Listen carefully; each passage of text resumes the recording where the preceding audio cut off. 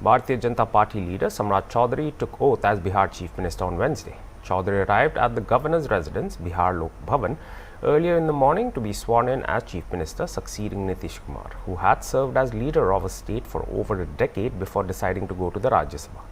Bihar Governor Syed Ata Hasnain administered the oath of office to Samrat Chaudhary at Lok Bhavan in Patna.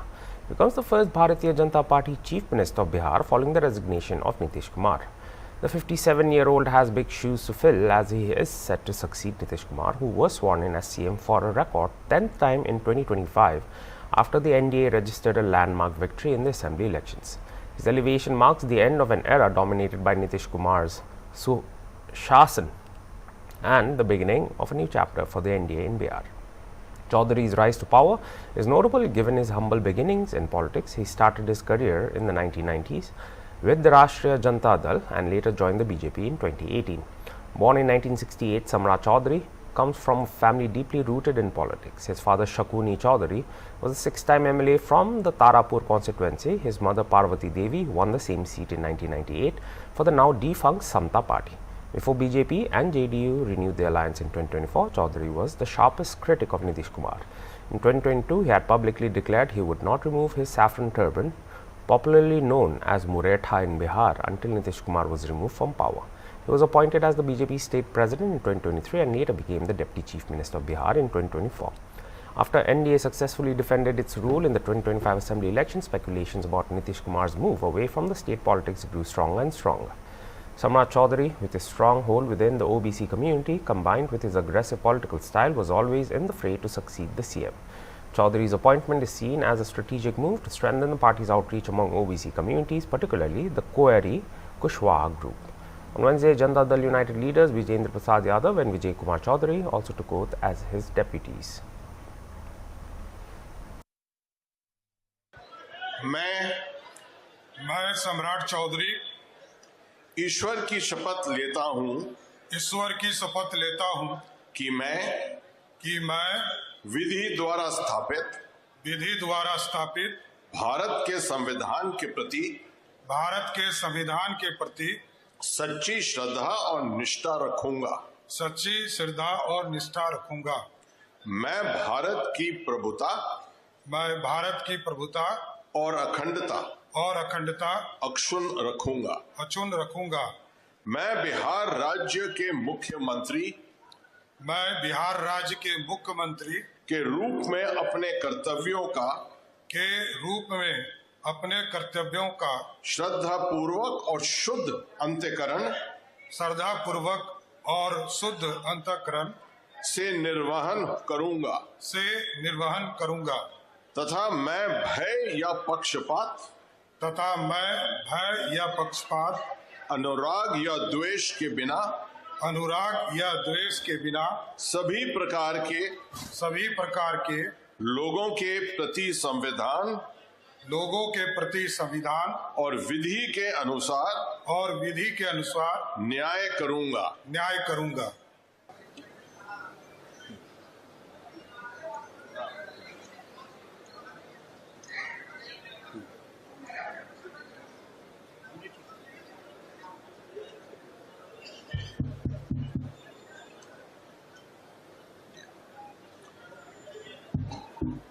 Mic थोड़ा मैं विजेंद्र प्रसाद यादव सत्यनिष्ठा से प्रतिज्ञा करता हूं कि मैं विधि द्वारा स्थापित भारत के संविधान के प्रति सच्ची श्रद्धा और निष्ठा रखूंगा।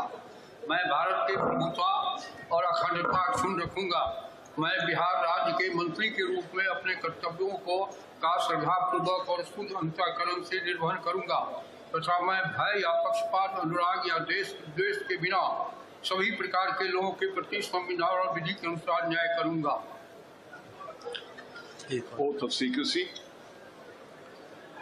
मैं विजेंद्र प्रसाद यादव सत्यनिष्ठा से प्रतिज्ञा करता हूं कि जो विषय बिहार राज्य के मंत्री के रूप में मेरे विचार के लिए लाया जाएगा अथवा मुझे ज्ञात होगा, उसे किसी व्यक्ति या व्यक्तियों को तब के सिवाय जबकि ऐसे मंत्री के रूप में अपने कर्तव्यों के सम्यक निर्वहन के लिए ऐसा करना अपेक्षित हो, मैं प्रत्यक्ष अथवा अप्रत्यक्ष रूप से संसूचित या प्रकट नहीं करूंगा।